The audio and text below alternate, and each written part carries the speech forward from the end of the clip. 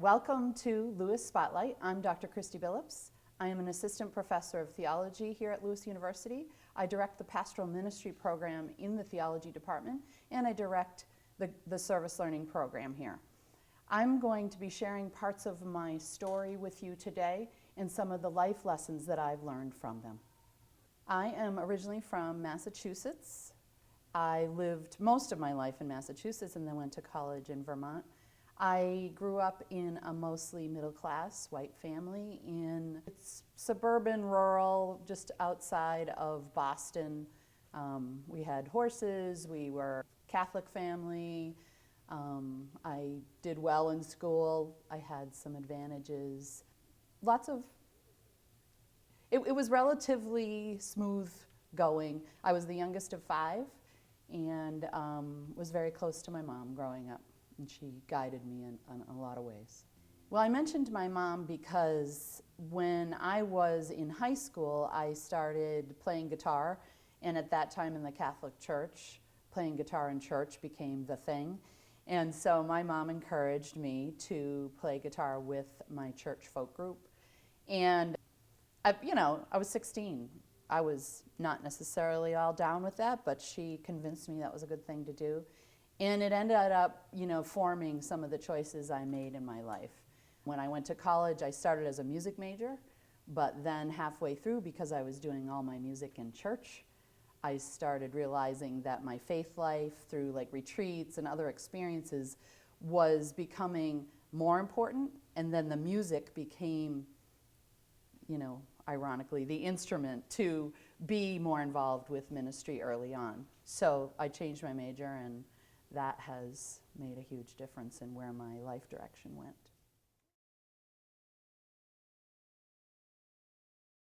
Yeah, ministry's been a common thread through the whole thing, but I've done a lot of different kinds of ministry. So right out of college, I did youth ministry and religious education for a church in Minnesota.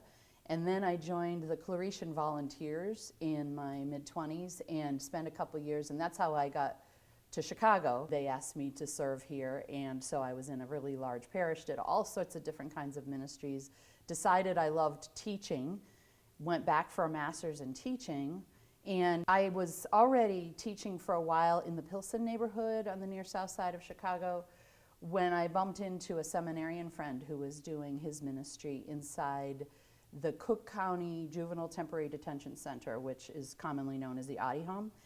And he bumped into me and he said, you should come in once in a while, I put that in quotation marks, once in a while to do music at the Mass inside the Audi Home. And so I was immediately attracted to doing that. I said, I would love that. I would be happy to do it. I remember August 1st, 1992, I brought my guitar inside the Audi Home for the first time, and I knew that I needed to keep going there. So I spent 16 years volunteering inside the Audi Home. I went once, twice, 3 times a week, depending on what was going on.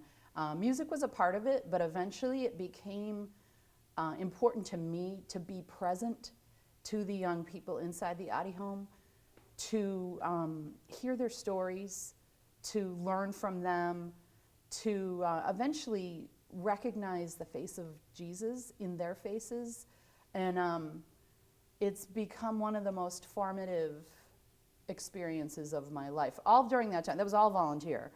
All during that time, I was a high school campus minister. I taught theology in a high school.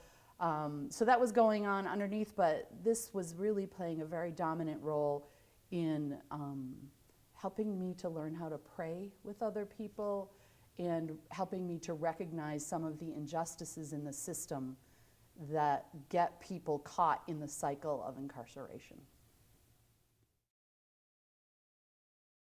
I guess for me, recognizing the inherent dignity in every single person, as I shared very briefly about my own life, it wasn't idyllic by any means, but it was relatively easy. I didn't have to worry about clothing or food or shelter or stability in my home or things like that.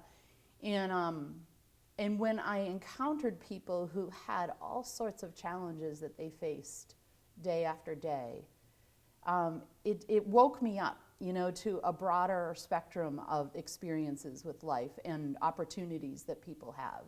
I had two highly educated parents. So education was both a gift and, something that I did relatively well. And so it was easy.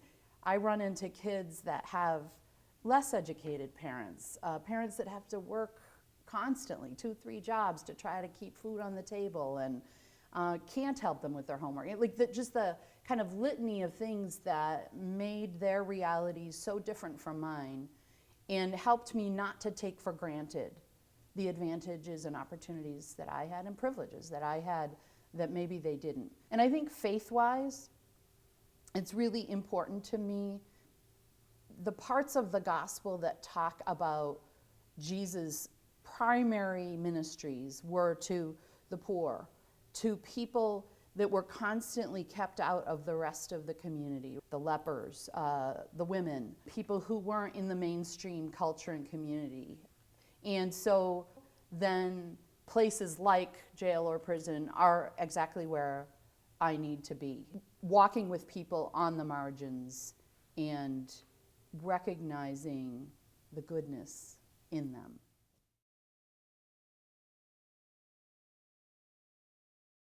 Well, there was a young man who I met in the mid-90s, not long after I'd been doing the ministry, and his name was Neto, that was his nickname. And I just found him to be a very compassionate, kind of amazing young man. And yet, on the outside of the jail, he had been caught up in the gang stuff, in drug dealing, in all sorts of craziness. But there was just something about him that I grew to care about. And when I found out what he had done, which is how he ended up getting 25 years, even though he was still 16, it didn't change the fact that I still saw in him goodness and that I still loved him as a little brother and wanted good things for him. Despite the fact that a lot of people that are inside, right, would own the fact that they have done things that they're not proud of, or in this particular case, Neto did some things that I would feel were relatively abhorrent. I don't like what he was about, and yet I saw this amazing goodness in him, and I cared deeply about him. I learned to care about him before I even knew, and when I found out what he had done, I didn't change the fact that I loved him. And I think that, I don't always do it perfectly, but I think that's what the gospel calls us to do. My advice to people who are looking for that goodness, and I think this goes to the Faith Behind Bars class. We had some guests in class last night that shared their stories, and you meet people and you hear what they're about and who they really are underneath all the craziness, and you learn to care about them. You see the humanity, you see the dignity, you see the potential, and you embrace the dignity that they just can't lose. It's not possible to lose it, at least according to Christian teaching, right? And so when we build relationships with people, we find that out about them. We learn the grace that has touched their lives, the relationships that make them amazing despite what they've been about.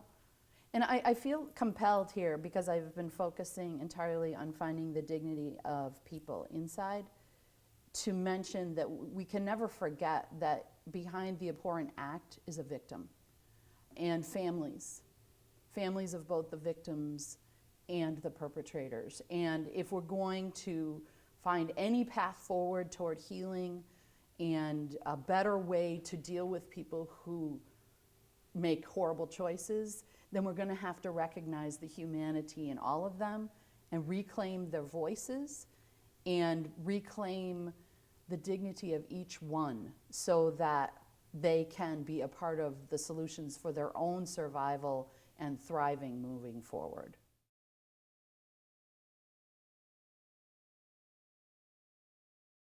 This ministry has touched me extraordinarily. I had a supportive department chair who said, well, let's give it a try. So we have something in theology that's called special topics, and you can, kind of give something a trial run. And immediately, students were really attracted because I think it was this sort of misrepresented reality on media, and maybe people understood that or just were fascinated by people who were caught up in the life. And I felt like I had something to bring to that conversation. And I felt like I could share with students that I cared deeply about some amazing qualities in prisoners that I care about, and bring those two together so that there was a learning between those two communities.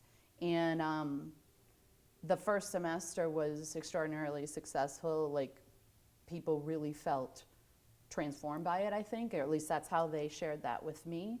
And every time I've offered it, it's filled up right away. And I just think that people are drawn to being made aware of the realities of people they don't usually get to meet.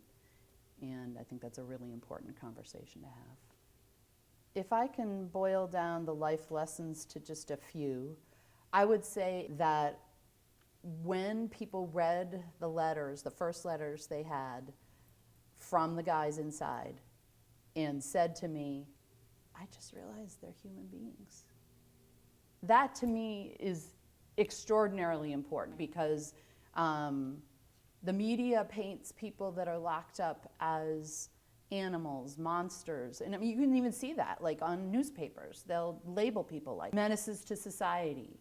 And I've met hundreds of these people at this point in my life. And I can assure you, while I disagree vehemently with a lot of things they've done, they're none of those things. They're human beings with gifts. Some of them are amazing, like artists and musicians, and really brilliant. And a couple of them, that I know have written books. And, these are people that once they wake up to what they've been about, want to be a contributor to society. So when my students leave class, I'm hoping they walk away recognizing the human dignity in everyone, no matter what thing they have done in their life. And secondly, that they might feel compelled to do something about it. There are a lot of injustices in the system. I'm doing my best to bring those to light in class. I'm hoping my students walk away saying, you know what? As a journalist, I want to, bring some other light on something that is so distorted by other forms of media. Or I might, when I'm a police officer, I might want to work with young people and see if I can keep them from getting into the cycle of crime. I'm hoping I can inspire people to be a part of the solution. I actually, as far as writing a book, I am in conversation with a publisher right now about turning the Faith Behind Bars class into a book, because I think it's been mentioned to me that you're one of the few people that could teach this class because you had the jail ministry experience and you are teaching in a higher education. But I think I could frame it in such a way where I could break down some of the themes I unfold with the students, teach people how I, logistically do the correspondence project, talk about the importance of hearing actual stories in the classroom. And I'm very much hoping, right now I'm working on a sample chapter so that the publisher can decide whether they think I'm the right one for the job. And I really feel like, I think they're pretty excited about the project too, and recognize its uniqueness. And I'm very hopeful. And in the book, I'm hoping to bring in prisoner voices in each chapter. And then someone suggested, actually the publisher suggested, inviting student voices. What part of this conversation was transformative for you, and letting that really give some texture to each chapter of the book. So I'm hopeful. Thank you so much for joining me on Lewis Spotlight. I hope that something that I have shared from my life lessons will be inspiring for you to make a difference wherever you end up serving.